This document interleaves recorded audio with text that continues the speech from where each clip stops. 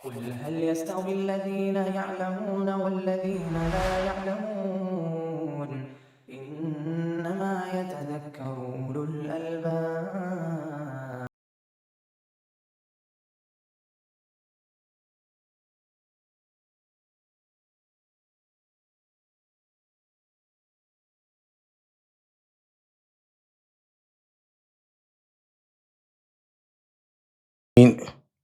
والصلاة والسلام على المبعوث رحمة للعالمين إمام نبينا وإمامنا محمد وعلى آله وأصحابه ومن دعا بدعوته واتبع هديه إلى يوم الدين، أما بعد.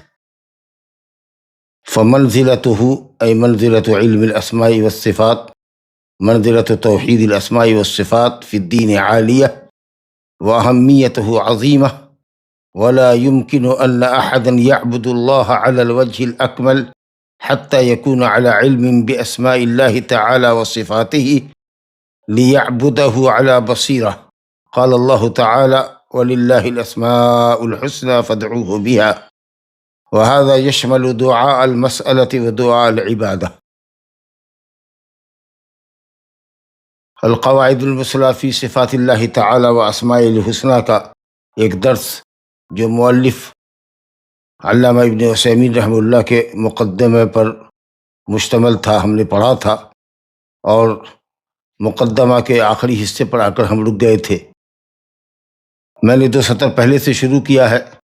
صاحب کتاب نے توحید کی تینوں قسموں کے بیان کے بعد فرمایا ہے کہ توحید الاسماء والصفات کی اہمیت دین میں بہت اونچی ہے اور بہت عظیم ہے۔ وہ کسی بھی شخص کے لیے ممکن نہیں ہے کہ اللہ تعالیٰ کی اسماء اور صفات کا علم لیے بغیر وہ مکمل طریقے پر، اکمل طریقے پر، احسن طریقے پر اللہ سبحانہ تعالیٰ کی عبادت انجام دے۔ اللہ تعالیٰ کے ناموں اور صفتوں کی معرفت کے بعد ہی وہ اللہ تعالیٰ کی عبادت علم اور بصیرت پر کر سکتا ہے۔ رب تعالیٰ نے فرمایا: وَلِلَّهِ الْأَسْمَاءُ الْحُسْنَى فَادْعُوهُ بِهَا، اور اللہ ہی کے لیے اسماء حسنہ ہے۔ للہ مقدم ہے، خبر ہے، ترکیب میں للہ خبر مقدم ہے، الاسماء الحسنى مبتدا مؤخر ہے۔ خبر اگر مبتدا پر مقدم کر دیا جاتا ہے تو حصر کا فائدہ دیتا ہے۔ اللہ ہی کے لیے اسماء حسنہ ہے، یہ اسماء حسنہ اللہ کے علاوہ کسی کے ہو ہی نہیں سکتے۔ فادعوہ بہا، تو اللہ تعالیٰ کو پکارو انہی اسماء حسنہ کے ذریعے، اللہ تعالیٰ کو پکارو انہی اسماء حسنہ کے ذریعے۔ کہتے ہیں پکارنے کا کیا مطلب ہے؟ کہتے ہیں ھذا یشمل دعاء المسألۃ و دعاء العبادہ۔ دعا سے مراد یہاں پر دعائے سوال ہے، یعنی جب اللہ تعالیٰ سے سوال کرو تو اللہ تعالیٰ کو اسماء حسنہ کے ذریعے پکارو، اور اسی طریقہ سے دعائے عبادت، یہ بھی اسماء حسنہ کے تقاضے کے مطابق اللہ تعالیٰ کی عبادت کو انجام دینا دعائے عبادت کہلاتا ہے۔ اسماء اسم کی جمع ہے، اور حسنہ اسم تفضیل ہے، اس کا مذکر احسن آتا ہے۔ صاحب کتاب پہلے قاعدے میں بیان کریں گے، زیادہ تفصیل میں نہیں جانا ہے۔ کہتے ہیں کہ اتنے اچھے نام ہیں اللہ سبحانہ وتعالیٰ کے، سب سے اچھے نام کہ اس کے اوپر کسی اچھائی کا تصور نہیں کیا جا سکتا۔ وہ حسن اور کمال میں اپنی انتہا کو ہے، اس سے بڑھ کے کوئی چیز ہو ہی نہیں سکتی، لیس فوقہا شیء۔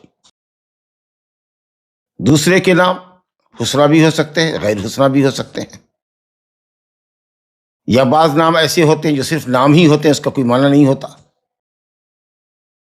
لیکن اللہ تعالیٰ کے تمام نام حسنہ ہیں، گویا کہ اللہ رب العالمین کے کسی نام میں نقص کا کوئی احتمال ہو ہی نہیں سکتا۔ اگر احتمال نقص ہو تو وہ حسنہ ہو ہی نہیں سکتا۔ تفصیل آگے آئے گی۔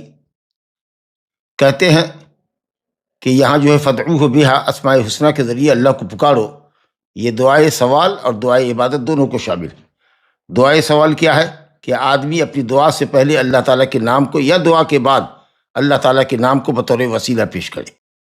جیسے اللہ تعالیٰ سے مغفرت چاہنی ہے، کہ اللہم اغفر لی، رحمت کی دعا کرنی ہے، اللہم ارحمنی، اللہم اغفر لی، اللہم ارحمنی انک انت الغفور الرحیم۔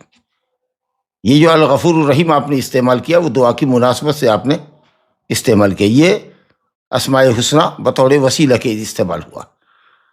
یا پہلے مقدم کیجئے، یا غفور اغفر لی، یا رحیم ارحمنی، اے غفور مجھ کو بخش دے، میرے گناہوں پر پردہ دے دے، مجھ کو معاف کر دے، مجھ پر رحم فرما۔ اللہم ارزقنی انک خیر الرازقین، یا رزاق ارزقنی، اے رزاق مجھے روزی دے دے، یا وہاب ہب لی ولدا صالحا، نیک اولاد عطا فرما کہ تو وہاب ہے، یا رحمان ارحمنی، تو اللہ سبحانہ وتعالیٰ کے نام کو وسیلہ کے طور پر اپنی دعا کے لیے استعمال کرنا۔ یہ معنی ہے فدعوہ بہا کا۔ جیسے ہم کو دعا سکھائی گئی ہے، ہم تحیات میں پڑھتے ہیں فاغفر لی مغفرۃ من عندک وارحمنی، فاغفر لی مغفرۃ من عندک، اپنی طرف سے اللہ ہمارے گناہ کو بخش دے۔ ہمارے اعمال تو ایسے نہیں ہیں جو بخشش کو ثابت کرے، تو اپنے فضل سے اللہ مجھ کو معاف کر دے۔ فاغفر لی مغفرۃ من عندک وارحمنی، آگے کہا گیا انک انت الغفور الرحیم۔ یہ جو غفور اور رحیم دو اسماء الحسنی میں سے جو دو نام آئے، یہ بطور وسیلہ کے لیے آئے۔ تو وسیلہ انہی ناموں کا پکڑنا ہے جن ناموں کی مطابقت آپ کے سوال سے ہو۔ اب آپ دعا کر رہے ہیں اللہ تعالیٰ سے رحمت اور مغفرت کی، اور کہیے یا شدید العقاب اغفر لی وارحمنی، اے سخت پکڑنے والے مجھ کو بخش دے، میری مغفرت فرما۔ ظاہر ہے کہ نام کی کوئی مطابقت آپ کی دعا سے نہیں ہے، تو اہل علم نے کہا کہ ایک طرح کا سخریہ ہے اور مذاق ہے۔ تو دعا کی مناسبت سے اللہ سبحانہ وتعالیٰ کے ناموں کا چین کیجیے، انتخاب کیجیے۔ اس کے بعد ایک چیز ہے دعائے عبادت۔ دعائے عبادت کیا ہے کہ اگر ہم سمجھتے ہیں کہ اللہ رب العالمین، ہمارا ایمان ہے کہ اللہ رب العالمین تواب ہے، تو توبہ عبادت ہے، ہم اللہ تعالیٰ سے توبہ کریں، اس کے نام کے حساب سے اس کی عبادت کریں۔ فَإِذَا كُنْتَ تَعْلَمُ، جب ہم سمجھ رہے ہیں کہ اللہ رب العالمین تواب ہے، تو اس علم کا تقاضا یہ ہوا کہ ہم اس کی طرف توبہ کریں، اور یہ کہ کبھی بھی اپنے گناہوں کی کثرت کی وجہ سے اللہ کی رحمت سے مایوس نہ ہو۔ قُلْ يَا عِبَادِيَ الَّذِينَ أَسْرَفُوا عَلَىٰ أَنفُسِهِمْ لَا تَقْنَطُوا مِن رَحْمَةِ اللَّهِ إِنَّ اللَّهَ يَغْفِرُ الذُّنُوبَ جَمِيعًا، جتنا بھی تم نے گناہ کیا ہے، حد سے تجاوز کر لیا ہے، اپنے رب پر ظلم کر کے، گناہ کر کے، اللہ کی رحمت سے مایوس مت ہو۔ اللہ تعالیٰ تمام گناہوں کو بخشتا ہے، توبہ کرنے والوں کے تمام گناہوں کو اللہ تعالیٰ بخشتا ہے۔ ہمارا جب ایمان ہے کہ اللہ تعالیٰ سمیع ہے، علیم ہے، تو اللہ رب العالمین جب بہت سننے والا، بہت زیادہ جاننے والا ہے، تو ہم ذکر و اذکار کریں تاکہ ہمارے ذکر کو وہ سنے، ہم عبادت کو انجام دیں تاکہ وہ ہماری عبادتوں کو دیکھے، یا ہم ایسی کوئی بات نہ بولے، کوئی ایسی حرکت نہ کریں جو اللہ سمیع کو، علیم کو، بصیر کو ناگوار لگے۔ تو یہ ہے دعائے عبادت کہ اللہ سبحانہ وتعالیٰ کی عبادت اس کے ناموں کے تقاضے کے حساب سے کرے۔ الحمدللہ۔ شیخ فرماتے ہیں رحمہ اللہ کہ دعائے عبادت اور دعائے مسئلہ دونوں کو یہ دعا شامل ہے۔ فدعوہ بہا، دعائے مسئلہ یہ ہے ان تقدم بین یدی مطلوبک من اسماء اللہ تعالی ما یکون مناسبا، کہتے کہ اللہ رب العالمین کے ناموں میں سے ان ناموں کو اپنی طلب سے پہلے، اپنی حاجت سے پہلے، اپنے مطلوب اور مقصود سے پہلے ذکر کرو جو تمہاری حاجت اور ضرورت کے مناسب ہو۔ جیسے کہو یا غفور اغفر لی، یا رحیم ارحمنی، یا حفیظ احفظنی، اے حفیظ ہماری حفاظت کا، ونحو ذالک۔ اور دوسرا ودعاء العبادہ ان تتعبد للہ تعالی بمقتضى هذه الاسماء، ان ناموں کے تقاضے کے مطابق اللہ تعالیٰ کی بندگی کرو۔ فتقوم بالتوبۃ الیہ، اگر اللہ تواب ہے، لأنہ تواب، اللہ تواب ہے، اس کے اسماء الحسنی میں سے ایک نام تواب ہے، تو اس نام کا تقاضا یہ ہے کہ تم اللہ سبحانہ وتعالیٰ کی عبادت کرو، اللہ سبحانہ وتعالیٰ کی توبہ، اللہ تعالیٰ سے توبہ کرو۔ اللہ تعالیٰ سمیع ہے تو تذکرہ بلسانک، اللہ تعالیٰ کو یاد کرو اپنی زبان سے، کیونکہ وہ سمیع ہے۔ اگر وہ بصیر ہے تو تتعبد لہ بجوارحک، اپنے اعضاء سے اللہ تعالیٰ کی عبادت کرو کیونکہ وہ بصیر ہے۔ اگر وہ لطیف اور خبیر ہے، اللہ کے ناموں میں سے نام لطیف اور خبیر ہے، تو اس کا تقاضا یہ ہے کہ تم تنہائی میں بھی، اندھیرے میں بھی اللہ سبحانہ و تعالیٰ سے ڈرو۔ یہ ہے دعائے عبادت کا مطلب۔ تو ماشاءاللہ اللہ تعالیٰ کے ناموں کو اپنی حاجت کے حساب سے بطور وسیلہ پیش کرنا، یا اللہ تعالیٰ کے نام کے جو معنی ہے اور ان کے جو تقاضے ہیں ان کے مطابق قلبی، زبانی، لسانی اور اعضاء اور جوارح سے ادا ہونے والی بندگی کے ذریعے اللہ تعالیٰ کی عبادت کریں۔ آخر میں، مقدمے کے آخر میں شیخ کہتے ہیں وَمِنْ أَجْلِ مَنْزِلَتِهِ هَذِهِ، اسماء و صفات، توحید الاسماء و صفات کے اسی مقام اور مرتبے کے پیش نظر، وَمِنْ أَجْلِ كَلَامِ النَّاسِ فِيهِ بِالْحَقِّ تَارَةً وَبِالْبَاطِلِ النَّاشِئِ عَنِ الْجَهْلِ أَوِ التَّعَصُّبِ تَارَةً أُخْرَىٰ، اور اس وجہ سے کہ لوگوں نے کلام حق بھی کیا ہے اللہ تعالیٰ کے ناموں اور صفتوں کے اندر، اور کچھ لوگوں نے جہالت اور تعصب کے نتیجے میں کلام باطل بھی کیا ہے۔ گویا کہ باطل کے پیچھے دو ہی مقصد ہوتا ہے، یا تو آدمی حق نہیں جانتا ہو، یا پھر یہ ہے کہ حق جانتا ہو لیکن اپنی ذات کے لیے، اپنے مسلک کے لیے، اپنے پیر کے لیے، اپنے مولوی اور امام کے لیے، اپنے مرشد کے لیے متعصب ہو، حق کو جان کر کے بھی حق قبول نہیں کرتا کیونکہ اس کے پیر اور مرشد نے اس کو نہیں کہا ہے ایسا کرنے کے لیے، یا اس کو ضد ہے، گناہ کرنے میں ہی اپنی عزت محسوس کرتا ہے۔ یہی دو وجہ ہوتی ہے باطل پر اڑے رہنے کی، یا تو جہالت ہوتی ہے کہ حق سے وہ جاہل ہے، اور یہ معاملہ اس کا ہلکا ہے کیونکہ جہالت کا علاج آسان ہے۔ آدمی اگر جاہل ہو، اس کے پاس علم صحیح آ جائے تو الحمدللہ وہ جلدی نصیحت حاصل کر لیتا ہے، لیکن اگر آدمی متعصب ہو، حق جان کر کے بھی حق کو اس لیے قبول نہ کرتا ہو کہ وہ اس کے عقیدے اور اس کے پیر اور مرشد کے عقیدے اور نظریے کے سے میل نہیں کھا رہا ہے، تو وہ اپنی عصبیت کی وجہ سے حق کو قبول نہیں کرتا، الا من رحم اللہ۔ لیکن کبھی کبھی ایسا ہوتا ہے کہ بڑے سخت متعصب اور متصلب جو اپنے عقیدے میں، گمراہ عقیدے میں بڑے پختہ ہوتے ہیں، اللہ تعالیٰ کی توفیق سے اور فضل سے وہ بھی ہدایت یاب ہو جاتے ہیں۔ بہرحال جہل کا علاج آسان ہے، تعصب کا علاج بہت مشکل ہے۔ تو کہتے ہیں کہ چونکہ لوگوں نے کلام باطل کیا ہے اللہ تعالیٰ کے اسماء اور صفات کے تعلق سے، جو کہ پیدا ہوتا ہے کس سے؟ جہالت سے یا تعصب سے، تو میں نے پسند کیا تو اس وجہ سے کہ علماء اہل سنت والجماعت نے اللہ سبحانہ وتعالیٰ کی اسماء اور توحید کے ساتھ انصاف کیا ہے، اور اللہ اور اس کے رسول کے منشا اور اس کی ہدایت کے مطابق اس پر وہ ایمان رکھتے ہیں، اور دوسرے کچھ لوگ باطل پر ایمان رکھتے ہیں، اللہ تعالیٰ کے لیے ناموں کو ثابت ہی نہیں کرتے، یا ناموں کو ثابت تو کرتے ہیں لیکن معانی سے ان کو خالی کرتے ہیں، جیسے معتزلہ کہ نام تو ہے، محض نام ہے، صفات اس کے اندر نہیں ہے، صفت ہی معنی نہیں ہے، یا جو کچھ لوگ ہیں جو معنی کی تعویل کرتے ہیں، حقیقی معنی کو چھوڑ کر کے لازم معنی، مجازی معنی مراد لیتے ہیں۔ تو اس لیے ان سب ضلالتوں کے اور گمراہیوں کے پیش نظر میں نے پسند کیا احببت ان اکتب فیہ ما تیسر من القواعد، جس قدر قواعد اور ضوابط کا جمع کرنا آسان ہو سکے میں ان قواعد کو یکجا ایک کتاب میں جمع کروں، اور اس امید کے ساتھ میں نے اللہ سے یہ امید رکھتے ہوئے جمع کیا ہے، اور میں اللہ سے یہ امید رکھتا ہوں کہ وہ میرے عمل کو خالصا لوجہہ، اپنے چہرے کے لیے خالص کرے، اپنی ذات کے لیے خالص کرے، اللہ تعالیٰ کی ذات جو چہرے پر مشتمل ہو، مانا کرے اللہ کے چہرے کے لیے۔ وجہ اللہ تعالیٰ کی صفتوں میں سے ایک اہم صفت ہے، اور یا پھر وجہ سے مراد ذات لیجئے، تو مانا یہ ہوگا کہ وہ ذات جس کے پاس چہرہ ہے، چہرے والی ذات۔ اگر کہیں کہ صرف ذات ہے، چہرہ نہیں ہے، تب تو پھر صفت باری تعالیٰ کا انکار لازم آئے گا۔ تو اللہ تعالیٰ کی رضا اور خوشنودی کے لیے جو مانا کرتے ہیں اللہ کی ذات کے لیے، تو وجہ کا اطلاق ذات پر ہوتا ہے، وہ ذات جو جس کے پاس وجہ ہے۔ تو اللہ تعالیٰ اپنی ذات کے لیے، اپنے چہرے کے لیے ہمارے عمل کو خالص کرے، اور خالص آپ جانتے ہی ہیں پیور عمل ہے کہ اس میں ریاکاری نہ ہو، نام و نمود کی خواہش نہ ہو، اور دوسری شرط کیا ہے عمل کی قبولیت کے لیے؟ موافقا لمرضاتہ، اپنی رضا کے مطابق کرے، یعنی اپنی شریعت کے مطابق کرے، نبی صلی اللہ علیہ وسلم کی سنت کے مطابق ہو۔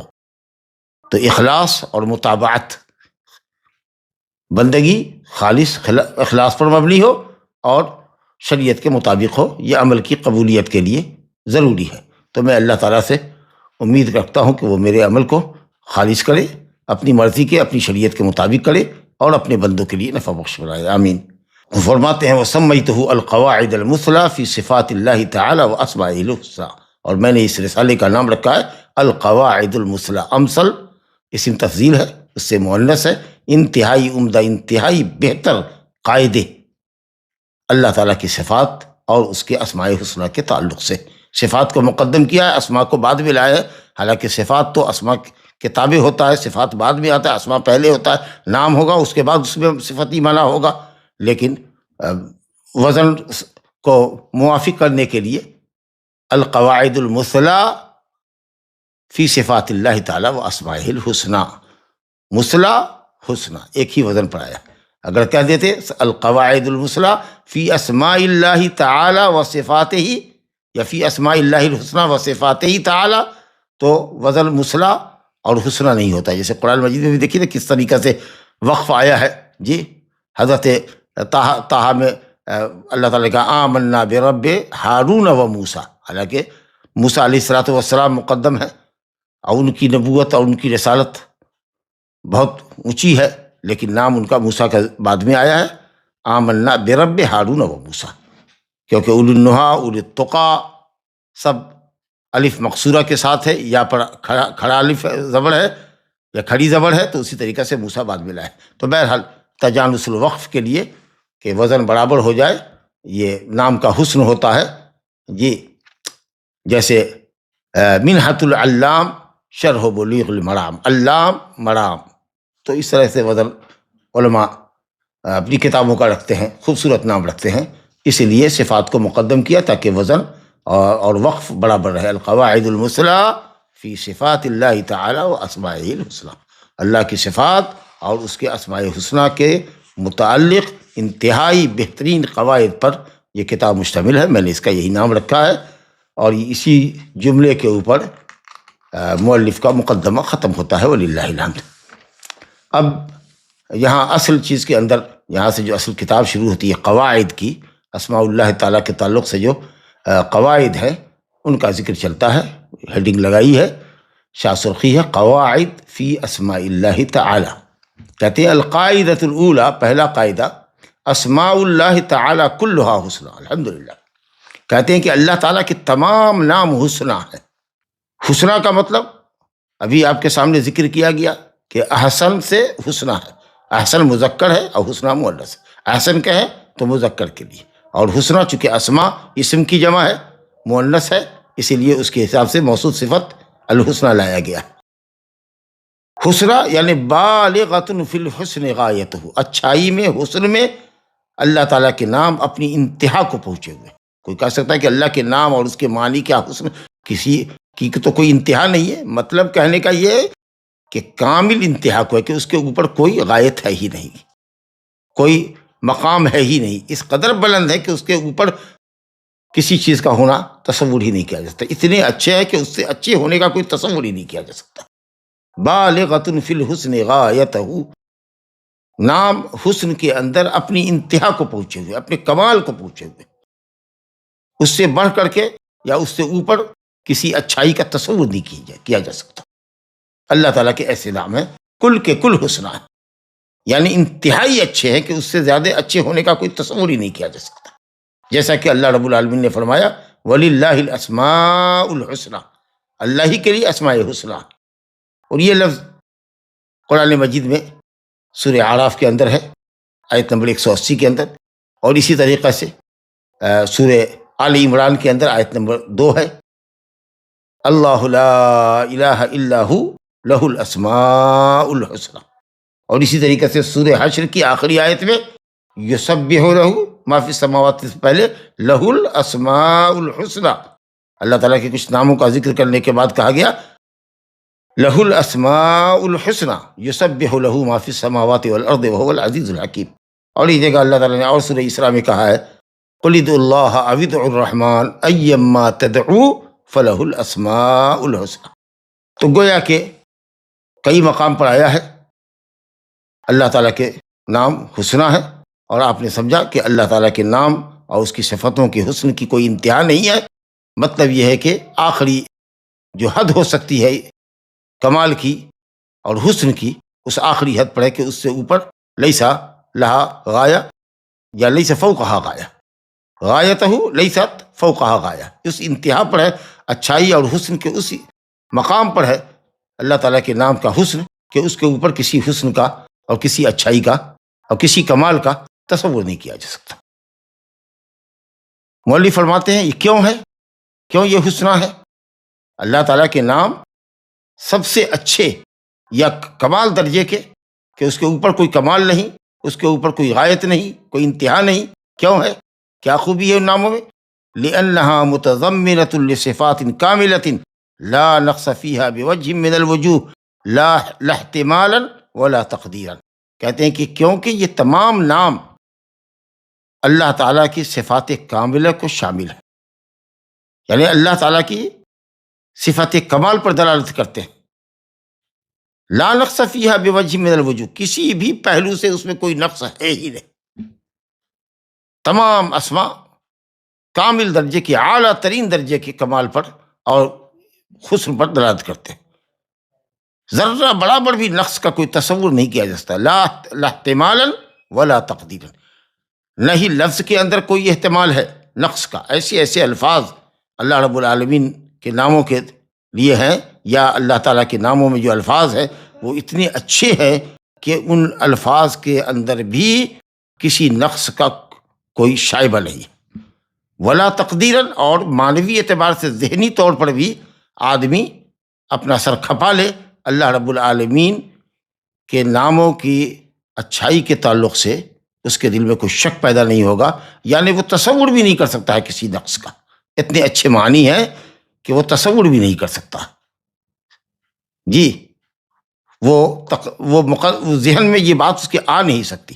تو احتمال کا مطلب یہ کہ لفظ کے اندر کوئی نقص نہیں ہے، لفظ بھی کمال درجے کے ہیں اور کمال کے معنی پر دلالت کرتے ہیں۔ صفات طور پر بھی کوئی مومن اپنے ذہن میں بھی اللہ رب العالمین کی صفات کے تعلق سے یا اسماء کے تعلق سے نقص کا تصور بھی نہیں کر سکتا۔ اللہ اکبر۔ کچھ نام ہوتے ہیں نا کچھ لوگوں کے کہ لفظ میں تو ٹھیک ہے لیکن معنی کے اندر نقص ہے، تو لفظ کی دلالت کئی ہوتی ہے یا کئی طریقہ سے معاملہ ہوتا ہے، لیکن اللہ تعالیٰ کے ناموں اور صفتوں کے اندر کمال ہے جی۔ ذات کے اندر بھی کہ وہ نام اللہ کی ذات پہ داد کرتے ہیں، اور جو الفاظ ہیں اسماء ہیں ان کے جو معانی ہیں ان کے اندر بھی کوئی نقص نہیں ہے، اور نہ ہی نقص کا آدمی تصور کر سکتا ہے۔ کبھی کبھی یہ ہوتا ہے کہ لفظ ذات کے اوپر بولنے کے اعتبار سے تو کلام ہے، لیکن معنی کے اندر کمال ہو بھی سکتا ہے، نہیں بھی ہو سکتا، عقل یہ سمجھ سکتی ہے۔ جیسے دیکھیے کہ اللہ رب العالمین کی صفت کلام ہے کہ وہ کلام کرتا ہے۔ اللہ تعالیٰ فعال لما یرید ہے، جو چاہتا ہے کرتا ہے، ارادہ اس کی صفت ہے، کلام اس کی صفت ہے۔ تو چونکہ وہ اللہ تعالیٰ کی ذات پر کلام کی صفت کا اطلاق ہے، اس اعتبار سے وہ تو کمال ہے، لیکن اگر عقل سے پوچھیے تو کلام کرنے والا متکلم کبھی اچھی بات بھی کر سکتا ہے، اللہ تعالیٰ سے ہٹ کے سوچیے، اور کبھی مذموم کلام بھی کر سکتا ہے۔ تو اس اعتبار سے اللہ تعالیٰ متکلم ہے، لیکن یہ من باب الخبر ہے، آپ کہہ سکتے ہیں کہ اللہ کلام کرتا ہے، متکلم ہے، یتکلم متی شاء، جب چاہتا ہے کلام کرتا ہے، لیکن یہ متکلم اللہ کی صفت نہیں ہو سکتی۔ یہ خبر کے طور پر ہم کہہ سکتے ہیں کہ اللہ کلام کرتا ہے، یتکلم، وہ کلام کرتا ہے۔ کبھی کبھی یہ صفت ہوتی ہے کہ صاحب لفظ کے اندر ہی نقص ہے، احتمال ہے نقص کا، تو وہ اللہ رب العالمین کے لیے مطلق آپ خبریہ طور پر بھی استعمال نہیں کر سکتے۔ جیسے مکر ہے، لفظ مکر سننے کے ساتھ ہی عقل کہتی ہے کہ اس کے اندر معنی اچھا بھی ہو سکتا ہے، خراب معنی بھی ہے، اس لفظ کے اندر ہی معنی کو چھوڑ دیجیے۔ مکر، فریب، قید، خدع، دھوکہ، استہزاء، یہ سب اللہ کے لیے آیا ہے۔ اللہ یستہزئ بہم، اللہ منافقین سے استہزاء کرتا ہے۔ انہم یکیدون کیدا واکید کیدا، وہ کفار بھی مکر و فریب کر رہے ہیں، قید کر رہے ہیں، اور میں بھی قید کرتا ہوں۔ ویمکرون ویمکر اللہ، وہ مکر کرتے ہیں، اللہ بھی مکر کرتا ہے، واللہ خیر الماکرین۔ تو اس کو ہم مطلق نہیں کہہ سکتے کہ اللہ ماکر ہے، یہ خبریہ طور پر بھی نہیں کر سکتے، اللہ تعالیٰ کے تعلق سے یہ خبر بھی مطلق نہیں دے سکتے، کہیں گے خیر الماکرین، اللہ اس کے ساتھ مکر کرتا ہے جو اللہ کے ساتھ اور اس کے دین کے ساتھ، اس کے رسول کے ساتھ، مومنین کے ساتھ مکر و فریب کرتے ہیں، اس کے لیے وہ ماکر ہے، ورنہ وہ ماکر نہیں ہے۔ تو اللہ تعالیٰ متکلم ہے، یہ خبر کے طور پر ہم استعمال کر سکتے ہیں، صفت خبریہ ہوگی، نام نہیں ہو سکتا ہے متکلم. اور اسی طریقے سے ماکر وغیرہ ہے، یہ تو مطلق بلا قید کے آپ اس کو صفت کے طور پر بھی استعمال نہیں کر سکتے. اور جس لفظ اور جس کے لفظ میں اور معنی میں کسی اعتبار سے کوئی خوبی نہ ہو، یہ تو اللہ تعالیٰ کا نام اور صفت ہو ہی نہیں سکتا. تو اس طریقہ سے اہل علم نے کہا کہ ذات میں لفظ کی دلالت اللہ کی ذات کے اوپر اور معنی کے اندر بالکل کمال ہو، ہر طریقہ سے کمال ہو، تو یہ اللہ کے نام ہے. ذات کے اندر کلام کمال ہو لیکن معنی کے اندر نقص کا امکان ہو عقلی طور پر، تو کہتے ہیں کہ یہ خبر کے طور پر اس صفت کا استعمال کیا جا سکتا ہے. اسی طریقہ سے اگر لفظ کے اندر کمال اور نقص دونوں کا احتمال ہے، جیسے لفظ مکر کے اندر کوئی آپ کے خلاف مکر کرتا ہے تو آپ اس کے مکر کو ناکام کر دیتے ہیں، یہ آپ کی ہوشیاری کی دلیل ہے. لیکن ایسے شخص کے خلاف آپ تدبیریں چالیں چل رہے ہیں جو آپ کے خلاف تدبیر نہیں کر رہا ہے، یقیناً یہ عمل آپ کا برا ہوگا. تو اللہ تعالیٰ چالیں ان کے خلاف چلتا ہے جو اللہ کے خلاف چلتے ہیں، اس کے دین کے خلاف چلتے ہیں. تو اس کو مطلق نہیں کہہ سکتے کہ اللہ ماکر ہے، اللہ خادع ہے. جی اللہ خادع ہے اس کے لیے جو اس کو خدا کرتا ہے، اللہ ماکر ہے اس کے لیے جو اللہ کے ساتھ، اس کے دین کے ساتھ، اس کے نبی کے ساتھ مکر کرتا ہے. بہرحال تو فرما رہے ہیں کہ اللہ سبحانہ و تعالیٰ کے اسماء حسنہ ہے، اپنے حسن کے اندر، اپنی خوبی کے اندر، اپنی معنویت کے اندر کمال کی حد درجہ کمال کو پہنچے ہوئے ہیں، غایت درجہ کمال کو پہنچے ہوئے ہیں کہ اس کے اوپر کمال اور حسن کا تصور نہیں کیا جا سکتا. اب دلیل سے سمجھا رہے ہیں اس بات کو کہ دیکھیے کس قدر جامعیت ہے، کس قدر کمال ہے اللہ تعالیٰ کے ناموں میں. تو پہلا قاعدہ ہم نے کیا پڑھا کہ اللہ تعالیٰ کے تمام نام حسنہ، جو بھی نام ہے وہ لفظ کے اعتبار سے اور معانی کے اعتبار سے حد درجہ کمال کو پہنچے، کمال کے آخری حد کو اللہ کے نام پہنچے ہوئے ہیں، اس سے اوپر کوئی حد نہیں ہو سکتی، وہ اللہ کے نام ہوتے ہیں. تو ادنا درجے کا بھی کوئی نقص نہ لفظ کے اندر ہے، نہ کوئی معنوی اعتبار سے اپنے قلب و ذہن میں نقص کا اللہ تعالیٰ کے ناموں کے تعلق سے تصور کر سکتا ہے. جو بھی نام ہے وہ ہر طرح کے نقص سے پاک ہے، لفظی نقص سے، معنوی نقص سے. اللہ کی ذات نقص سے پاک، اس کی صفات اعلیٰ درجے کی، کمال درجے کی. چلیے دلیل دیتے ہیں. مثال ذالک الحی اسم من اسماء اللہ تعالیٰ، مشہور نام ہے اللہ تعالیٰ کے ناموں میں سے ایک نام ہے. اللہ لا الہ الا هو الحی القیوم.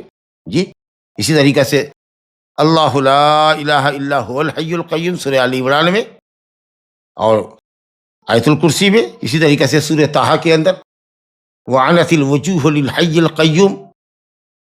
اب کہتے ہیں کہ یہ نام ہے. اب دیکھو یہ نام متضمن للحیات الکاملہ، لفظ الحی جو ہے، جو اللہ تعالیٰ کا نام ہے، یہ شامل ہے حیات کاملہ کو، یعنی اللہ ہی تعالیٰ کے لیے حیات کاملہ. حیات کاملہ کا مطلب التی لم تسبق بعدم، اللہ تعالیٰ سے اوپر یا اللہ سے پہلے عدم نہیں تھا، اللہ ازل سے ہے، ازل سے ہے. الاول فلیس قبلہ شیء، تو اللہ تعالیٰ صفت حیات سے متصف ہے. کب سے مت کیجیے، ہمیشہ سے، ازل سے. لیس قبلہ شیء، حیات کاملہ وہ مسبوق بالعدم نہیں ہے. ایسا نہیں کہ وہ کبھی معدوم تھا پھر وجود میں آئے، نعوذ باللہ. حیات کاملہ یہ، ہماری حیات کاملہ نہیں ہو سکتی. ہم عدم سے وجود میں آئے ہیں، آسمان عدم سے وجود میں آئے نہیں تھا، اللہ نے پیدا کیا. ہر چیز کو اللہ نے پیدا کیا، پہلے نہیں تھا پیدا کیا، مگر اللہ کی ذات ازل سے ہے. لم یسبق العدم یا لم تسبق بعدم، یہ حیات اللہ تعالیٰ کی ایسی کامل ہے کہ کبھی عدم اس سے پہلے تھا ہی نہیں، یعنی وہ ہمیشہ سے ہے. ولا یلحقها زوال، اور کبھی اس کا زوال اس پر طاری نہیں ہو سکتا، یعنی کبھی وہ فنا نہیں ہو سکتا.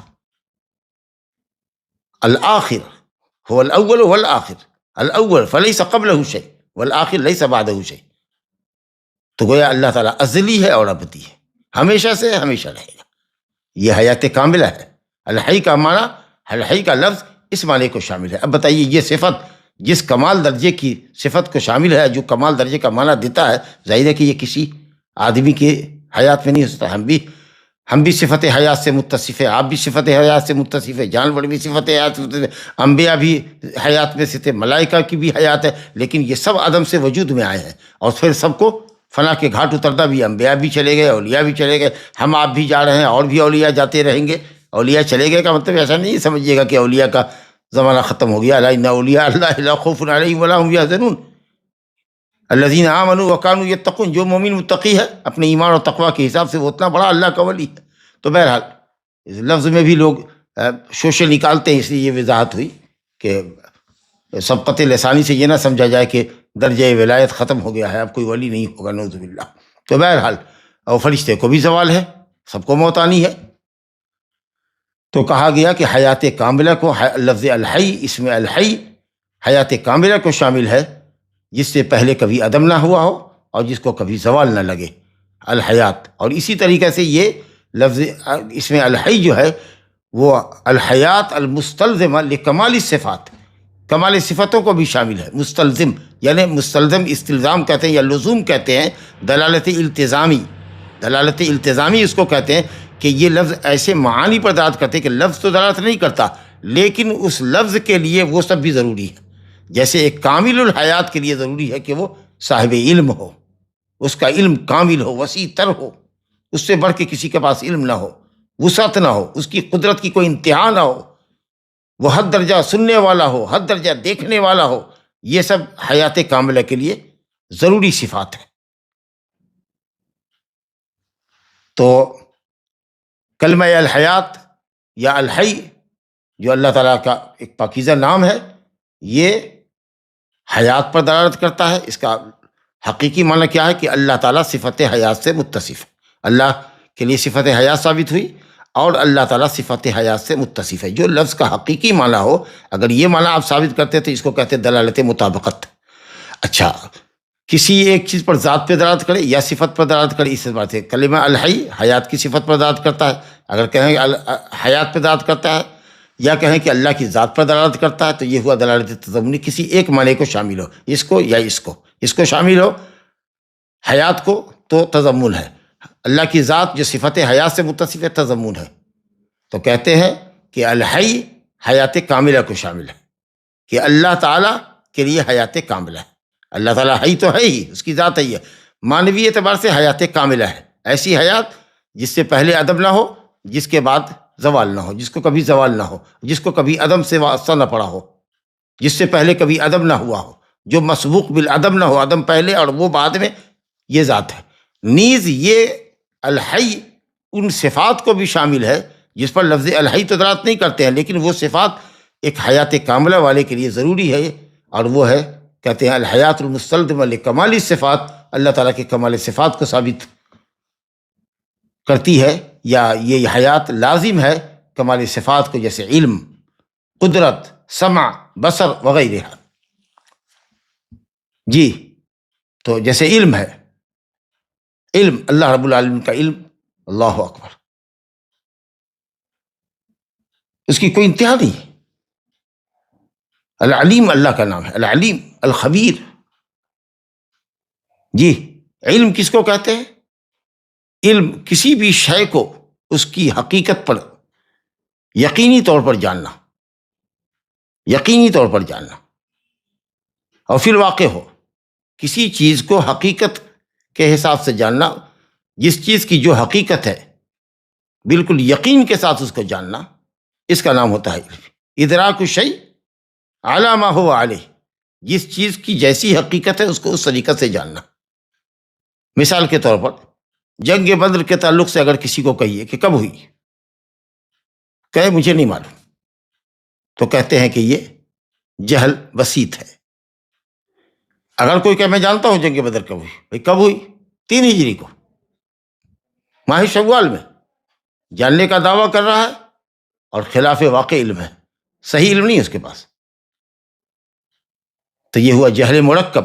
گویا کہ جہل مرکب جو ہوتا ہے، جو دعویٰ علم کا کرے لیکن غلط ہو علم، وہ اس جاہل سے زیادہ ابتر ہے جو کہے کہ میں نہیں جانتا، سیدھی سی بات ہے، میں نہیں جانتا، وہ جاہل ہے، اس کا جہل ہلکے درجے کا ہے۔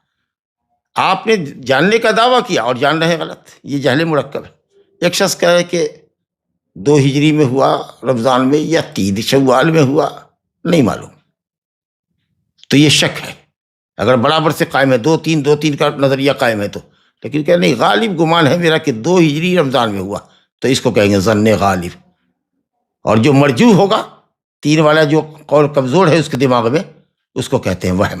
لیکن 2-3 کا شرط فرق یا 2-3 کی بات اس کے درمیان ایک دم بالکل برابر سے قائم رہے تو اس کو کہتے ہیں کہ شک۔ چلیے صاحب، تو اللہ رب العالمین صفت علم سے متصف ہے، صفت قدرت سے، وہ قادر ہے، ہر چیز پر قادر ہے۔ ہمارا جو علم ہے وہ محدود علم ہے، اور پہلے ہم عدم سے وجود میں آئے ہیں، پہلے کچھ نہیں جانتے تھے، بعد میں جانا ہے۔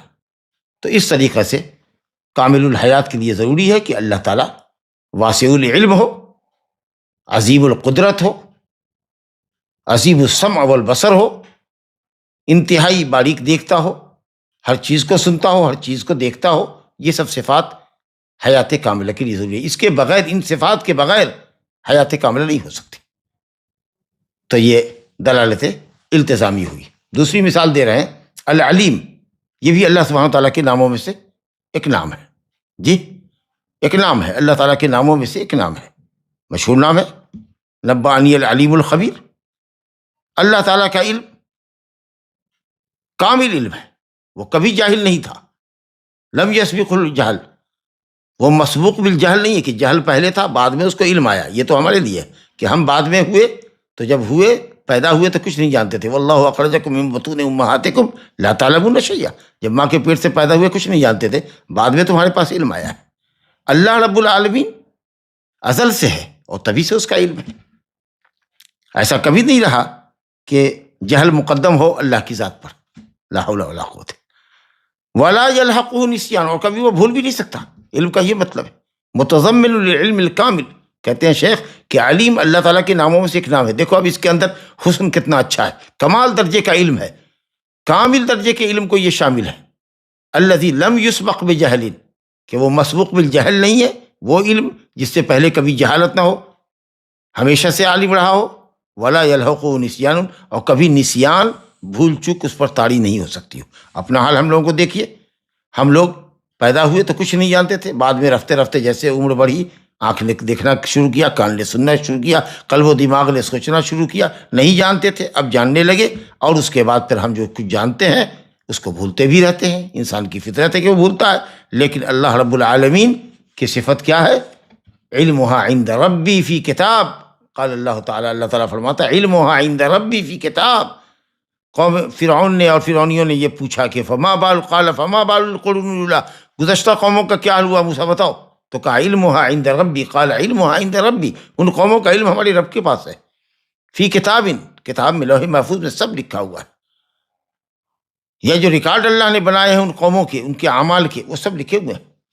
لا یضل ربی ولا ینسیٰ، ہمارے رب کے علم سے کوئی بھی چیز اوجھل نہیں ہے، ہر چیز کو وہ اپنے احاطے علم میں لیے ہوا ہے۔ ولا ینسیٰ، اور وہ بھولتا بھی نہیں ہے، نسیان اس پہ طاری بھی نہیں ہو سکتا۔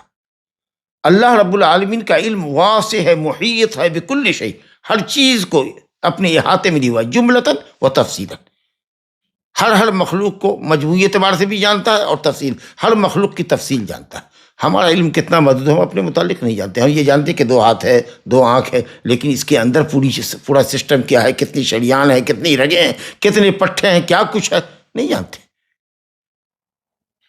تو ہم کو اپنے متعلق علم نہیں ہے، اور وہ جو اپنی تمام تر مخلوق جس کی تعداد اللہ ہی بہتر جانے، ولا یعلم جنود ربک الا ہو، سب کا حال اللہ تعالیٰ اجمالی بھی رکھتا ہے، اور ہر ایک شخص کی اور ہر ایک مخلوق کی اللہ تعالیٰ تفصیلی علم بھی رکھتا ہے، چاہے اس کا تعلق خود اللہ تعالیٰ کے افعال سے ہو کہ وہ کیا کرنے والا ہے، کیا اس نے کیا، کیا کرے گا، کیا نہیں کرے گا، سب کو جانتا ہے، اور بندوں کے افعال کو، کون انسان کیا کرے گا، کب اچھا کرے گا، کب برا کرے گا، سب کو اللہ رب العالمین جانتا ہے۔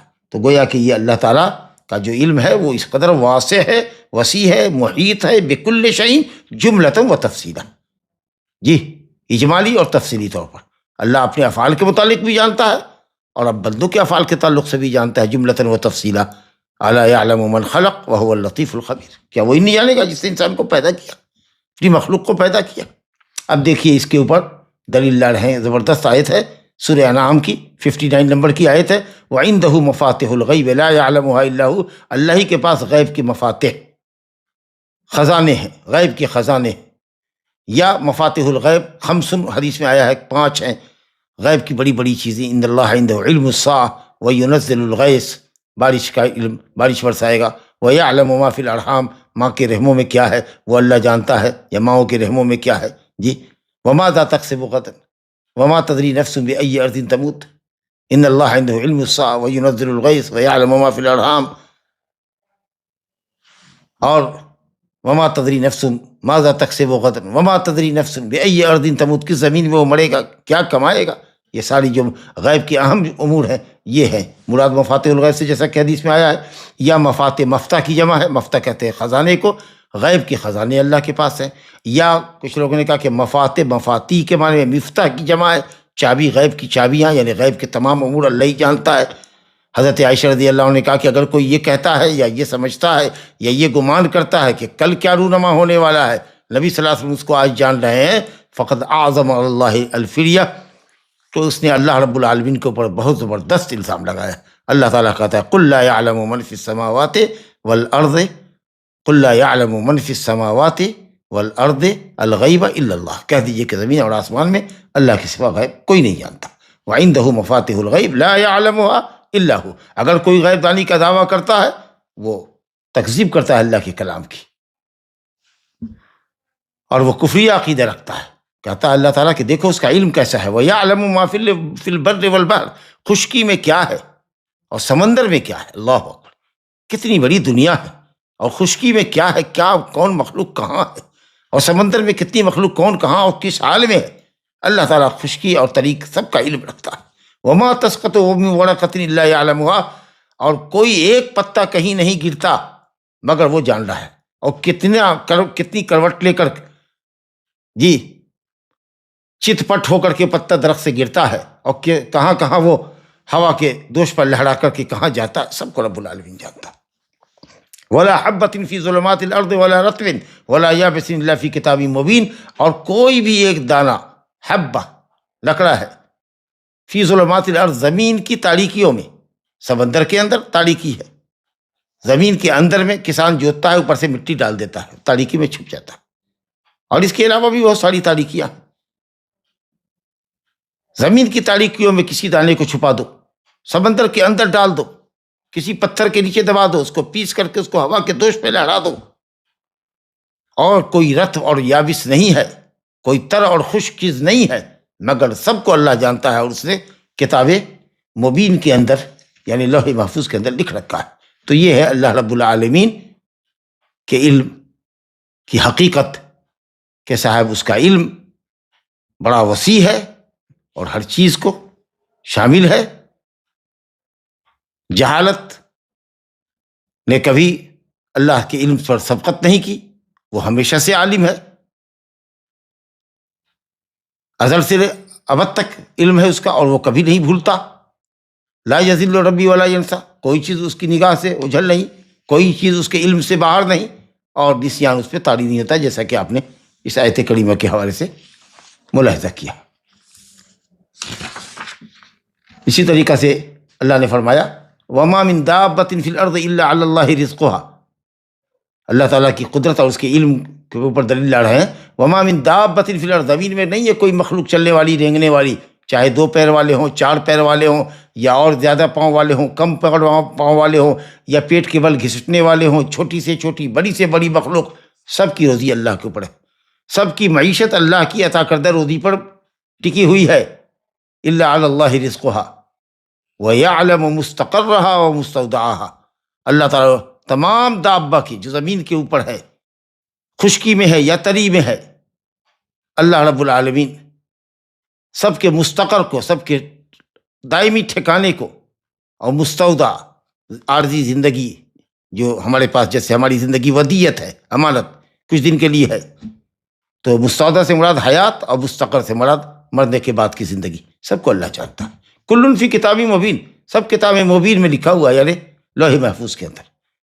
ایک تیسری آیت اللہ تعالیٰ کے علم کی وسعت کے سلسلے میں دیکھیے، وَيَعْلَمُ مَا فِي السَّمَاوَاتِ وَالْأَرْضِ وَيَعْلَمُ مَا تُسِرُّونَ وَمَا تُعْلِنُونَ۔ اللہ زمین اور آسمان کی تمام چیزوں کو جانتا ہے، زمین اور آسمان اور اس کے درمیان کی جو چیزیں ہیں، فضا، زمین کے اوپر جو ہے وہ سب زمین کے تابع ہے، سمندر کے اوپر جو ہے وہ سب زمین کے تابع ہے۔ پوری جو فضا ہے وہ یا تو سمندر کے اوپر ہے یا زمین کے اوپر، تو زمین کے خشکی کے اوپر جو ہے وہ خشکی کے تابع ہے، اور سمندر کے اوپر ہے وہ سمندر کے تابع ہے۔ اس لیے جس کا گھر ہوتا ہے وہ اپنے گھر کے اوپر کی آسمان تک کی زمین فضا کا وہ مالک ہوتا ہے۔ تو کہا کہ وَيَعْلَمُ مَا تُسِرُّونَ، جو تم چھپاتے ہو، جو تمہارے دل میں ہے، جو چھپاتے ہو، اس کو بھی اللہ رب العالمین جانتا ہے۔ اللہ اکبر۔ اور اگر آدمی کے دل میں، اہل علم نے لکھا ہے کہ اگر گناہ کا ارادہ ہے جس کو وہ چھپائے ہوا ہے، تو اللہ رب العالمین اس کے ارادے کو جانتا ہے، اور اگر وہ اپنے اس برے ارادے کو انجام تک بھی پہنچاتا ہے تو اللہ رب العالمین لوگوں کو بھی اس کی برائی پر مطلع کر دیتا ہے، اور لوگ بھی اس کو شک کی نظر سے دیکھنے لگتے ہیں۔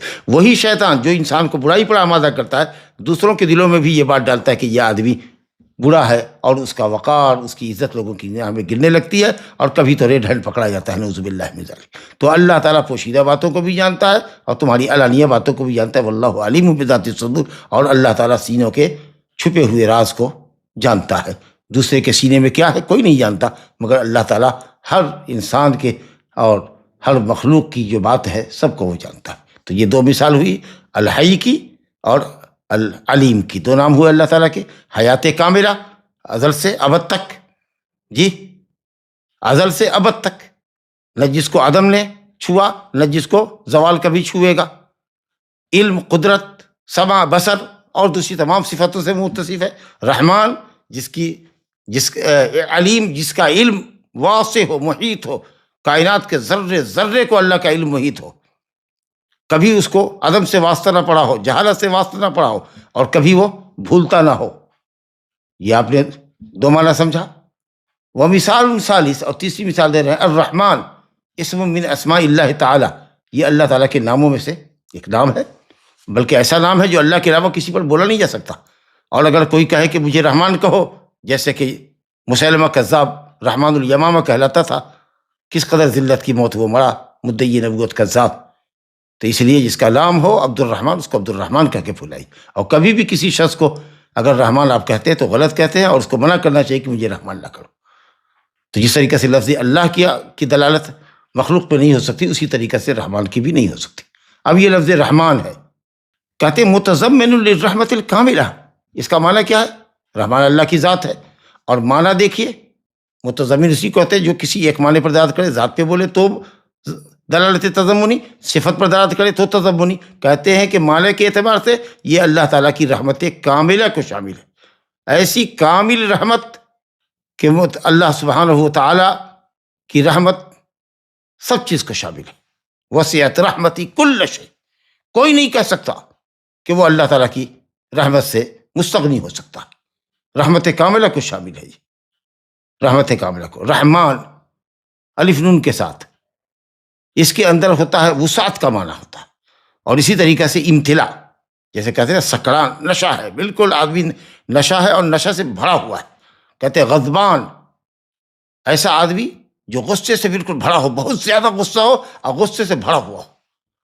تو وہ ذات جو رحمت سے بھری ہوئی، جس کی رحمت انتہائی وسیع ہے اور کامل رحمت ہے۔ رحمت کے تعلق سے نبی کریم صلی اللہ علیہ وسلم کی ایک حدیث شیخ نے نقل کی ہے کہ رسول اللہ صلی اللہ علیہ وسلم نے فرمایا تھا ایک موقع پر، للہ ارحم بعبادہ من ہذہ بولدہا، یقیناً لام جو مبتدا کے اوپر ہے یہ لام ابتدا کہلاتا ہے۔ للہ، یقیناً اللہ اپنے بندوں پر زیادہ مہربان ہے اس عورت سے کہ وہ اپنے بچے پر مہربان ہے۔ یہ عورت جتنا اپنے بچے پر مہربان ہے، اس سے زیادہ، سب سے زیادہ اللہ رب العالمین اپنے بندے پر مہربان ہے اس عورت کے مقابلے میں جو کہ اپنے بچے پر مہربان ہے۔ ارحم اسم تفضیل کا صیغہ ہے، اس کو اسم تفضیل کے معنی میں رکھیے تب کمال آئے گا۔ رحم ہم بھی کرتے ہیں، رحم جانور بھی اپنے بچوں پر کرتے ہیں، اپنے کھر کو اٹھا کے رکھتی تاکہ بچہ اس کے کھر کے نیچے نہ دبے۔ مرغی بھی اپنے بچوں پر رحم کرتی ہے، چیل اور گدھ کو دیکھتی ہے تو اس پر سمیٹ کر پر پھیلا کر کے اپنے بچوں کو اپنے آنکھوں سے رحمت میں لے لیتی ہے. لیکن اللہ تعالیٰ کی رحمت، اللہ اکبر، ہم سب رحمت کرتے ہیں لیکن ہماری رحمت ہمارے حساب سے ہے، محدود رحمت ہے. اور اللہ تعالیٰ کی رحمت بے انتہا، اللہ سب سے زیادہ مہربان ہے. تو یہاں فضیلت واضح ہوتی ہے. اگر کہیں گے اللہ رحیم ہے، جیسا کہ لوگ کہتے ہیں، اسی میں تفضیل کرو گے تو مفضل اور مفضل علیہ دونوں کی شراکت ہو جائے گی، اللہ کی اور اس کے بندے کی شراکت ہو جائے گی اصل صفت کے اندر.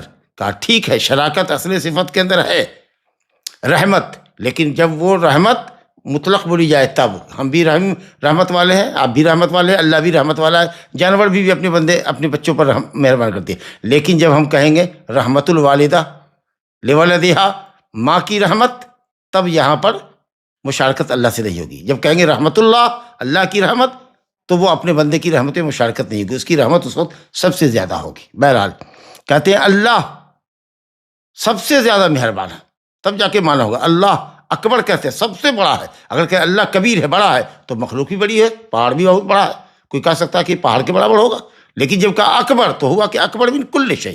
تو اللہ رب العالمین کے نام کا کمال اور اس کی صفت کا کمال اسم تفضیل میں زیادہ صاف ہوتا ہے. تو کچھ لوگ یہ کہتے ہیں نہیں اکبر مت کہو، افضل مت کہو، ارحم مت کہو. ارے بھائی تو کیسے تمیز ہوگی مخلوق اور خالق کے صفتوں کے اندر؟ تو فرمایا للہ ارحم بعبادہ، جی اعرف الخلق باللہ تعالی، اللہ کو سب سے زیادہ اس کی مخلوق میں جاننے والی ہستی کے منہ سے یہ کلمہ نکلا ہے ارحم. اور آپ کہتے ہیں نہیں ارحم کہیں گے تو صفت رحمت میں عورت اور رب العالمین مشافیت ہو جائے گا. صفت رحمت میں تو ہے لفظی مشارکت تو ہے، رحمت ہمارے اندر بھی اللہ کے اندر بھی، لیکن جب رحمت اللہ کی طرف جائے گی تو وہ رحمت کاملہ ہوگی، اور جب ہماری طرف رحمت ہوگی رحمت الوالد لولدہا تو رحمت ہماری محدود ہوگی. بہرحال ایک موقع پر ایک عورت قیدی بنا کے لائی گئی قیدیوں کے ساتھ، اس کے ساتھ اس کا بچہ بھی تھا جو گم ہو گیا تھا، نظر نہیں آ رہا تھا، اور وہ ماں کی ممتا بہت بےتابی کے ساتھ وہ بچے کو تلاش رہی تھی، یہاں تک کہ اس کا بچہ اس کو قیدیوں کے درمیان ملا. تو جا کر کے وہ فرط جذبات سے مغلوب ہو کر کے اور انتہائی مسرت کا اظہار کرتے ہوئے اور اپنی ممتا کا اظہار کرتے ہوئے جو فطری ہوتی ہے، اس نے اس کو بچے کو پکڑا اور اپنے سینے سے کلیجے سے لگایا، ایک دم چپکا لیا اس کو، اور پھر اس کو لگی دودھ پلانے کے لیے. اس کی یہ کیفیت جو نبی صلی اللہ علیہ وسلم نے اس کی محبت کی دیکھی اور جو وارفتگی دیکھی بچے سے محبت، تو آپ نے کہا کہ دیکھ رہے ہو، کیا تم یہ سمجھتے ہو یا تمہارا گمان ہے کہ یہ عورت اپنے بچے کو آگ میں ڈالنا پسند کرے؟ کہا ہرگز نہیں. تو آپ نے اسی موقع پر فرمایا للہ، اللہ تعالیٰ جتنا یہ عورت اپنے بچے پر مہربان ہے اس سے کہیں زیادہ بلکہ سب سے زیادہ اللہ تعالیٰ اپنے بندوں پر مہربان ہے. تو فرماتے ہیں شیخ کہ یعنی بچے کی ماں جس نے قیدیوں میں اپنے بچے کو پایا تھا، اس نے اس کو لیا اور اپنے پیٹ سے اس کو لگایا، چپکایا اور اس کو دودھ پلایا. تو یہ رحمت کاملہ کو شامل ہے. اور ماشاءاللہ کس چیز کو شامل ہے؟ کہتے ہیں وہ متضمن ایضاً رحمت واسعہ کو بھی شامل ہے، کہ اللہ کی رحمت کامل ہے اور اللہ کی رحمت واسع ہے، کشادہ ہے. ہر چیز کو اس نے اپنی رحمت کے گھیرے میں لے رکھا ہے، کوئی چیز اس کی رحمت سے باہر نہیں ہے. اللہ نے کہا وَرَحْمَتِي وَسِعَتْ كُلَّ شَيْءٍ. فرشتے مومنین کے لیے دعا کرتے ہیں ربنا وسعت كل شيء رحمتا وعلما، اے رب ہمارے تو نے ہر چیز کو اپنی رحمت اور علم کے گھیرے میں لے رکھا ہے. فاغفر للذین تابوا واتبعوا سبیلک وقهم عذاب الجحیم، ان مومنوں کو بخش دے. تو یہ فرشتے دعا کرتے ہیں. بہرحال کہتے ہیں شیخ تین مثالیں انہوں نے دی، الحی کی اور العلیم کی اور الرحمن کی. اس کے بعد فرماتے ہیں والحسن فی اسماء اللہ تعالی یکون باعتبار کل اسم علی انفرادہ. کہتے ہیں کہ اللہ تعالیٰ کے ہر نام میں، ہر نام کے اندر جو صفت ہے وہ غایت درجہ حسن والی ہے، اپنے حسن کی انتہا کو پہنچی ہوئی ہے، اپنے کمال کی انتہا کو پہنچی ہے، کہ اس سے اچھا اور اس سے با کمال یا اس سے کمال زیادہ کسی کو ہو ہی نہیں سکتا. ہر نام اپنی اپنی جگہ. لیکن کبھی کبھی کچھ نام ایسے ہوتے ہیں جب دو نام اکٹھے ہوتے ہیں تو حسن پہ حسن بڑھ جاتا ہے، کمال پہ کمال بڑھ جاتا ہے. تو شیخ فرماتے ہیں کہ کبھی کبھی ایسا بھی ہے، اور کئی مزدوج نام ہیں، دو نام اللہ تعالیٰ کی ایک ساتھ بھی آئے ہیں. وَيَكُونُ بِاعْتِبَارِ جَمْعِهِ لَا غَيْرِهِ. اللہ تعالیٰ کا ہر نام یہ تو کمال درجے کا ہے اور کمال معانی پر دلالت کرتا ہے جس کے اوپر کوئی کمال نہیں. لیکن جب اس نام کو دوسرے نام کے ساتھ ملا کے بولا جائے تو ایک نام جب دوسرے نام کے ساتھ ملتا ہے تو مجموعے سے، دونوں نام کے مجموعے سے اکٹھے ہونے سے کمال فوق کمال کمال فوق کمال ثابت ہوتا ہے، اور اس کی اچھی سی مثال دی ہے۔ مثال وزارے کا کہتے ہیں اس کی مثال ہے العزیز الحکیم۔ اکثر قرآن مجید میں عزیز الحکیم آیا ہے، وہو العزیز الحکیم۔ کہتے ہیں کہ اللہ رب العالمین نے قرآن میں بہت جگہ دونوں ناموں کو اکٹھا کیا۔ دونوں نام اپنی اپنی جگہ کمال عزت پر اور کمال حکمت پر داد کرتے ہیں۔ اللہ عزیز ہے، یعنی صفت عزت اس کی صفت، اس کے لیے صفت عزت ہے، اور وہ ذات عزیز ہے، اور اس کی صفات میں بھی عزت ہے، قہر ہے، غلبہ ہے، سلطنت ہے، ہر چیز پر وہ غالب ہے، مقتدر ہے، ہر چیز اس کے تحت میں۔ عزیز، کیا بات ہے! اور حکیم ہے، وہ حکم فرمانے والا ہے، اور اس کے ہر حکم میں حکمت ہے۔ اب یہ دیکھیے کمال، دیکھیے دونوں لفظ کا، عزت اور غلبہ اور قہر، سلطان سب ہے، ساری مخلوق اس کے سامنے عاجز اور ناتواں ہے، اور اس کے باوجود بھی اللہ رب العالمین اپنے قہر اور غلبے کا استعمال بیجا کبھی نہیں کرتا۔ حکمت پر اس کا ہر فیصلہ ہے، ہر حکم، ہر غلبہ اس کا حکمت پر۔ وہ کبھی بھی دنیا کے بہت سے بادشاہوں کے طریقے سے، صاحب اقتدار لوگوں کے طریقے سے اپنی عزت اور اپنی سلطنت اور اپنے ملوکیت، اپنی بادشاہت اور اپنے اختیارات کا غلط استعمال کبھی نہیں کرتا، جیسا کہ بعض بندے کرتے ہیں۔ تو اس کی عزت، اس کا غلبہ، اس کی سلطنت اس کی حکمت کے تابع ہے۔ اور بہت سے لوگ ہوتے ہیں جو ہم میں حکیم اور دانا ہوتے ہیں، فیصلہ بھی اچھا کرتے ہیں، لیکن چونکہ وہ عزت اور غلبے والے نہیں ہوتے تو ان کی باتوں کو لوگ وزن نہیں دیتا۔ تو اللہ تعالیٰ حکیم بھی ہے، تو گویا کہ غلبہ حکمت کے ساتھ ہے، اور حکمت اللہ تعالیٰ کی جو ہے اس کے ساتھ عزت ہے۔ تو اس طریقے سے یہ کمال کے اوپر دلالت کرتا ہے۔ کہتا ہے اللہ تعالیٰ نے ان دونوں صفتوں کو، دونوں ناموں کو اکٹھا قرآن مجید میں بکثرت بیان کیا ہے۔ دونوں میں سے ہر ایک اللہ تعالیٰ کی صفت کمال پر دلالت کرتے ہیں، جس کا یہ لفظ یا یہ نام متقاضی ہے کہ اللہ عزیز میں عزت والا ہے، عزیز ہونے کی حیثیت سے، اور حکم اور حکمت والا ہے حکیم ہونے کی حیثیت سے۔ اور جب دونوں کو ایک ساتھ ذکر کریں گے تو ایک تیسرا کمال یہ پیدا ہو جائے گا معنی کے اندر کہ اللہ تعالیٰ کی عزت حکمت کے ساتھ ہے، اور ایسا نہیں ہے کہ اب وہ اپنی عزت کے نتیجے میں نعوذ باللہ ظلم و جور اور برا عمل کرتا ہے، عزت کا غلط استعمال کرتا ہے، اپنے قہر و غلبے کا مس یوز کرتا ہے نعوذ باللہ، جیسا کہ بعض مخلوق میں جو عزت والے ہوتے ہیں، قہر و غلبہ والے، سلطنت والے ہوتے ہیں، وہ کرتے ہیں۔ کبھی کبھی لوگ تو اپنی عزت، جھوٹی عزت اور شان و شوکت کے لیے گناہ کرنے میں عزت سمجھتے ہیں، لوگوں پر ظلم کرتے ہیں، جور کرتے ہیں، برا تصرف کرتے ہیں۔ اور اسی طریقے سے اللہ تعالیٰ کا حکم اور اس کی حکمت مقرون ہے، شامل ہے عزت کامل کے ساتھ، یعنی حکمت کے ساتھ عزت بھی ہے، کامل عزت ہے اللہ تعالیٰ کو، برخلاف اس کے کہ مخلوق جو حکم کرتا ہے یا مخلوق جو حکمت کی باتیں کرتا ہے وہ ذلیل ہوتا ہے، ناتواں اور کمزور بھی ہوتا ہے، لیکن اللہ تعالیٰ کی حکمت عزت کے ساتھ ہے، اور اللہ تعالیٰ کی جو عزت ہے اور اس کا جو غلبہ ہے، اس کا جو حکم ہے، وہ ماشاءاللہ حکمت کے ساتھ ہے۔ تو اس طریقے سے اللہ رب العالمین کی صفتوں میں سے تین صفتوں کا، اور اس میں جو کمال ہے شیخ نے مثالوں سے واضح کیا۔ ھذا وباللہ التوفیق، وصلی اللہ وسلم وبارک علی نبینا محمد وآلہ وصحبہ اجمعین۔ سوال کیا گیا کہ حیات کاملہ کا کیا مطلب ہے؟ حیات کاملہ، حیات کاملہ کا تو معنی یہی سمجھا کہ ازل سے زندگی ہے، ازل سے زندگی ہے، اللہ تعالیٰ ازل سے ہے، لیس قبلہ شیء، تو اس لیے اس کا علم بھی یا اس کی حیات بھی ازل سے ہے، یعنی کبھی وہ عدم سے نہیں گزرا یا اس کو عدم لاحق نہیں ہوا۔ ایسا نہیں ہے کہ وہ معدوم تھا، نہیں تھا، پھر وجود میں آیا، یہ تو مخلوق کی صفت ہے۔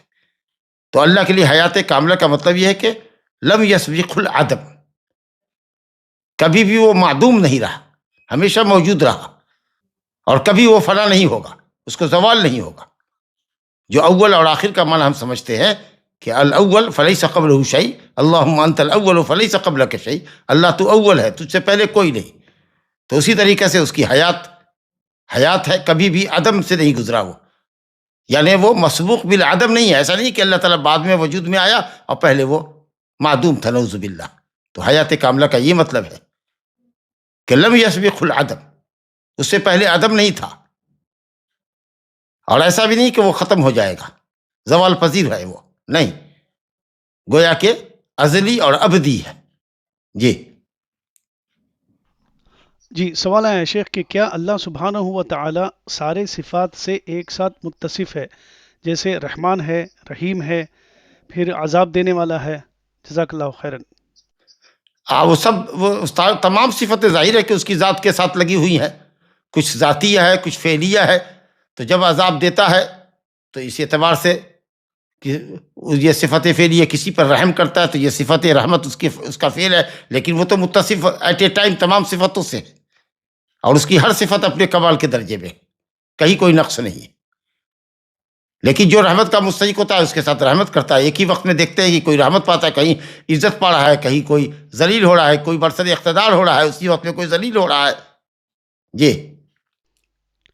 اگلا سوال ہے شیخ کہ جب اللہ سبحانہ و تعالی رحمان ہے، رحیم ہے، تو پھر جہنم کیوں بنائی گئی؟ ان لوگوں رحمان اور رحیم اللہ تعالیٰ کی صفت ہے، لیکن کہا نا کہ اللہ تعالیٰ شدید العقاب بھی ہے، علیم العذاب بھی ہے. تو رحمان اور رحیم ہے اپنے بندوں کے لیے. دنیا میں اس کی رحمت کم و بیش ساری مخلوق کو شامل ہے، کیا اس کے بندے، کیا اس کے نافرمان، کیا مطیع، کیا عاصی، کیا مومن، کیا کافر، سب کو شامل ہے. لیکن اللہ تعالیٰ کی رحمت آخرت کی صرف مومنوں کے لیے ہے، اور اس کے لیے اس نے انبیاء اور کتب کے ذریعے واضح کر دیا ہے. تو چونکہ زندگی بھر آپ نے کفر و شرک کیا ہے، اس لیے آپ کا دائمی ٹھکانہ جہنم ہے. تو رحمان رحیم تو ہے، اس کے ساتھ ساتھ وہ ذی البطش شدید بھی ہے، بڑی پکڑ والا ہے. ان بطش ربک لشدید بھی ہے. یہ دونوں بات بتائی گئی ہے. تو آپ اللہ تعالیٰ کی رحمت کے مستحق بننے کے لیے جو کام ہے، جو ضروریات ہے وہ آپ کریں. آپ ان مواصفات سے متصف ہو، ان صفتوں سے متصف ہو جو صفتیں آپ کو اللہ کی رحمت کا مستحق بناتی. جی. لیکچر میں بتایا گیا کہ اللہ کے صفات سے اللہ کے نام نہیں بنتے، تو کیا اللہ کے نام سے اللہ کے صفات بنتے ہیں؟ بہت اچھا سوال ہے. ہر نام، سائل نے سوال کیا کہ اللہ تعالیٰ کی صفت سے ہر صفت نام نہیں بن سکتی ہے، لیکن کیا ہر نام صفت پر مشتمل ہے؟ بلا شبہ ہر صفت نام نہیں بن سکتی، ہر صفت نام نہیں بن سکتی. صفت کا باب بہت وسیع ہے. جیسے اللہ کلام کرتا ہے لیکن اس سے متکلم نہیں ہو سکتا. اللہ ارادہ کرتا ہے، وہ مرید نہیں ہو سکتا. اللہ تعالیٰ دشمنوں کے خلاف مکر کرتا ہے، وہ ماکر نہیں کہلا سکتا. لیکن اگر اللہ رب العالمین کا نام ہے، العزیز ہے، الحکیم ہے، الحی ہے، القیوم ہے، تو اس کے اندر جو معنی ہے وہ معنی اپنے کمال درجے کا ہے. تو کوئی بھی نام بغیر صفت کے نہیں ہو سکتا اللہ تعالیٰ کا، لیکن ہر صفت اس کا نام نہیں بن سکتی. شیخ محترم، جنت اور جہنم کا ابدی ہونا اور اللہ کا ابدی ہونا، اس میں کیا فرق ہے؟ نہیں، اللہ تعالیٰ ابدی ہے، اور جنت اور جہنم کو ابدیت بھی اسی نے عطا فرمائی ہے، ورنہ تو وہ مخلوق ہے اور ہر مخلوق کو فنا ہونا ہے. لیکن اللہ نے یہ صفت اس کو عطا فرمائی. تو یہ ابدیت جو جنت کو ملی ہے کہ جنت کی نعمت دائمی ہے، اور جہنم بھی کافروں کے لیے دائمی ہے، یہ صفت تو اللہ نے اس کو عطا کر دی. یہ اس کی ذات